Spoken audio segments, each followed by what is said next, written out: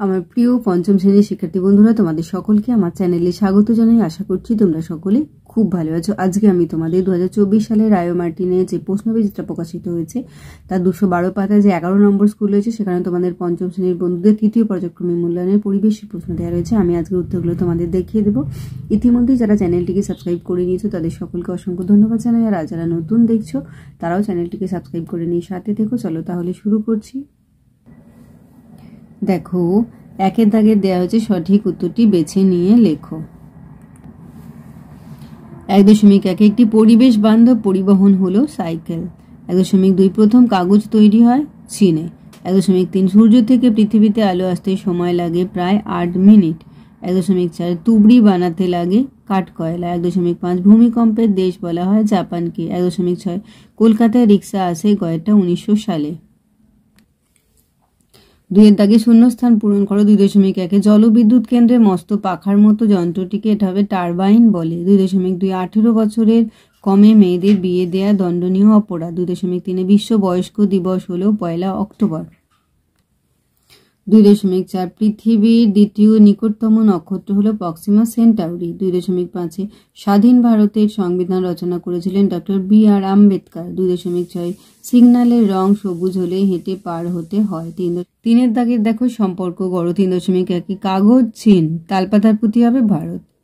3.2 তরল সোনা পেট্রোলিয়াম, কালো হিরে কয়লা। 3.3 ঘূর্ণিঝড় আয়লা, সুনামি জলোচ্ছ্বাস।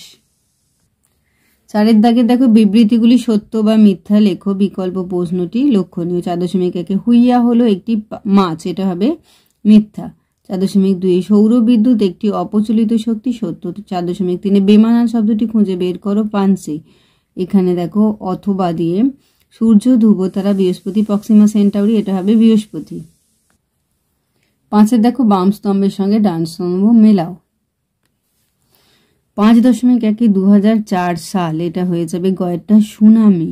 5.2 2009 সাল, এটা হয়ে যাবে উঙ্গারটা আয়লা। 5.3 1853 সাল, এটা হয়ে যাবে ক্ষয়টা যাত্রী নিয়ে প্রথম ট্রেন চালু। 5.4 1854 সাল হয়ে যাবে কয়েকটা মানুষ বহন করা রিক্সা। 6 দেখো নিচের প্রশ্নগুলির পূর্ণ বাক্যে উত্তর দাও। ছোট গির্জাকে কি বলে? চার্চ। গৌণ জোয়ারের পর কত সময় পরে মুখ্য জোয়ার হয়? 12 ঘন্টা 26 মিনিট। বনে থাকে বা কার লেখা? রবীন্দ্রনাথ ঠাকুরের লেখা। ডিভিসির পুরো নাম কি? Damodar valley corporation. জেলির সিসিতে সরকারি কি ছাপ থাকে? FPO। পশ্চিমবঙ্গের প্রধান খনিজ সম্পদ কি? কয়লা। ঘুনি কি কাজে লাগে? মাছ ধরতে। পথের পাঁচালী বইটি কার লেখা? বিভূতিভূষণ বন্দ্যোপাধ্যায়ের লেখা। 7 দাগের দেখো নিচের প্রশ্নগুলি সংক্ষিপ্ত উত্তর দাও। 7.1 সরু লাইনের ওপর ট্রেন যেতে যেতে লাইন থেকে পড়ে যায় না কেন? এই দেখো উত্তরটা। রেলগাড়ির দুদিকের চাকার ভিতর দিকে খাঁজ থাকে, ফলে রেলগাড়ি লাইন থেকে সরতে পারে না। সেই কারণে সরু রেল লাইনের উপর দিয়ে রেলগাড়ি সহজেই চলাচল করে। 7.2 হরপাবান কাকে বলে? এই যে হরপাবান। 7.3 সমাজভিত্তিক বন কাকে বলে? এই যে সমাজভিত্তিক বন।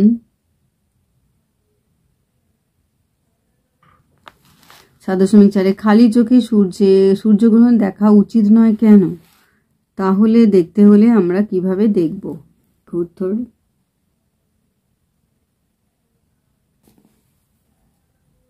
7.5 4টি প্রাকৃতিক দুর্যোগের নাম লেখো। এই দেখো ভূমিকম্প, বন্যা, ঘূর্ণিঝড়, সুনামি ইত্যাদি হলো বিভিন্ন প্রাকৃতিক বিপর্যয়। তোমাকে 4টি বলেছি, তুমি 4খানায় পেয়ে যাচ্ছ। 7.6 স্বাস্থ্য ভালো করার 2টি উপায় কি কি?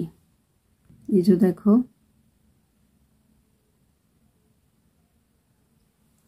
7.7 বাল্য বিবাহের কোনো ঘটনা তুমি জানতে পারলে কোথায় কোথায় অভিযোগ জানাতে পারবে? দেখো বাল্য বিবাহ দেখলে বিদ্যালয়ের শিক্ষক বা শিক্ষিকা, সমষ্টি উন্নয়ন আধিকারিক ও পুলিশকে জানানো উচিত। এইবার 8 দাগে দেখো নিচের প্রশ্নগুলি সংক্ষিপ্ত উত্তর দাও। 8.1 বন থেকে পাই এরূপ 3টি জিনিসের নাম সহ একটি করে ব্যবহার লেখো। দেখো বন থেকে আমরা যদি লিখি যে কাঠ পাই তাহলে সেটা কি কাজে লাগে? দেখো বন থেকে পাওয়া কাঠ রেলে, স্লিপার, জাহাজের পাটাতন, নৌকা প্রভৃতি তৈরিতে ব্যবহৃত হয়। বনের শক্ত কাঠ দিয়ে বাড়িঘর তৈরি হয়, আসবাবপত্র তৈরি হয়। আবার বন থেকে আমরা বিভিন্ন মশলা, ফুল, ফল, কাগজ, আসবাবপত্র তৈরির উপাদান, বিভিন্ন ঔষধি গাছও আমরা পাই। আবার গাছের ছাল পাই, সেখান থেকে আমরা কি পাই? মশলা, ওষুধ, দড়ি তৈরির আঁশ প্রভৃতি পাই। আবার বিভিন্ন ভেষজ উদ্ভিদও আমরা সেখান থেকে পাই। এই দেখো গাছের ছাল পাই, সেখান থেকে মশলা, ওষুধ, দড়ি তৈরির আঁশ পাওয়া যায়। আবার বিভিন্ন ভেষজ গাছ পাই, নিম, কালমেঘ, তুলসী, বাসক, এই গাছগুলো থেকে ওষুধ তৈরি হয়। আবার দেখো বিভিন্ন মশলা যেমন দারচিনি পাওয়া যায়, রান্নার কাজে লাগে। আবার পাট ও শন গাছ থেকে দড়ি তৈরি করা হয়। লাক্ষা, রজন, এগুলো গাছের আঠা, এগুলোও আমরা ব্যবহার করি। আবার বনের কি পাই? বন থেকে আমরা মধু পাচ্ছি, মোম পাচ্ছি, মানে মৌমাছির বাসা থেকে।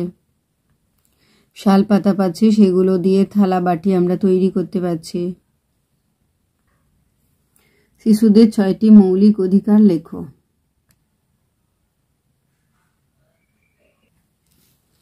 অ্যাসিড বৃষ্টির প্রভাবগুলি লেখো। একটি জলবিদ্যুৎ কেন্দ্রের নাম লেখো। এটা হবে ভুটানের ঝালং। আর অ্যাসিড বৃষ্টির প্রভাবগুলো দেখে নাও।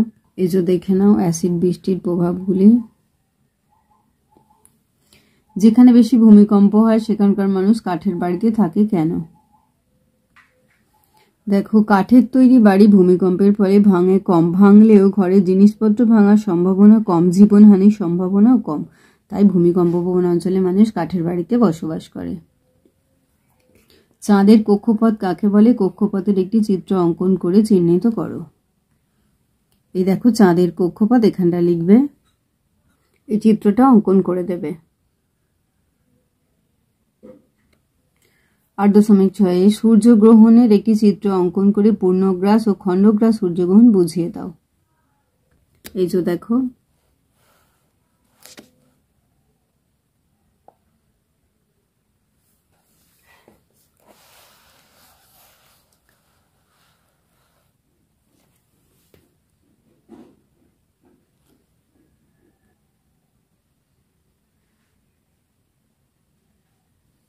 তাহলে আমার প্রিয় পঞ্চম শ্রেণীর শিক্ষার্থী বন্ধুরা, আজকে তোমাদের আমি 2024 সালে রায় মার্টিনে যে প্রশ্নবিচিত্রা প্রকাশিত হয়েছে তার 212 পাতা যে 11 নম্বর স্কুল রয়েছে, সেখানে তোমাদের পঞ্চম শ্রেণীর বন্ধুদের তৃতীয় পর্যায়ক্রমিক মূল্যায়নের পরিবেশের প্রশ্ন দেওয়া রয়েছে। আমি তার উত্তরগুলো দেখে দিলাম। আশা করছি সকলেই বুঝতে পেরেছো।